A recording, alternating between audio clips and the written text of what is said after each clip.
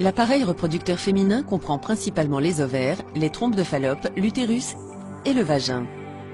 Ces organes sont vulnérables aux infections bactériennes pouvant être dues à un manque d'hygiène ou des maladies sexuellement transmissibles. La chlamydia et la gonorrhée, par exemple, sont causées par des bactéries qui entrent dans le vagin lors d'un rapport sexuel. Ces bactéries se multiplient dans l'environnement chaud et humide du vagin, entraînant une inflammation, une douleur et des pertes vaginales. Si elles ne sont pas traitées, les infections vaginales bactériennes peuvent s'étendre à d'autres organes internes. Par exemple, les bactéries peuvent entrer dans l'utérus par le col.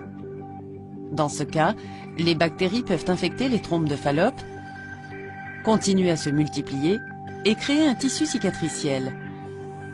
À partir des trompes de Fallope, l'infection peut également s'étendre aux ovaires ainsi qu'à d'autres structures abdominales, telles que la vessie, les intestins et les parois du bassin. La maladie inflammatoire pelvienne ou MIP est le terme utilisé pour l'infection généralisée de l'intérieur de l'utérus, des trompes de Fallope et des ovaires. Les symptômes de la MIP peuvent comprendre des pertes vaginales, une douleur pelvienne chronique et de la fièvre. Toutefois, la conséquence la plus grave de la MIP chronique peut apparaître lors de l'ovulation, lorsqu'un œuf est libéré de l'ovaire d'une femme.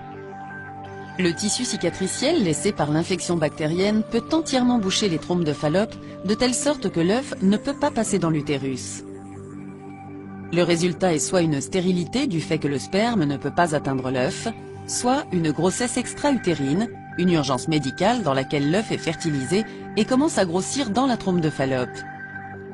Si vous présentez un symptôme quelconque de maladie sexuellement transmissible ou de la MIP, consultez votre médecin.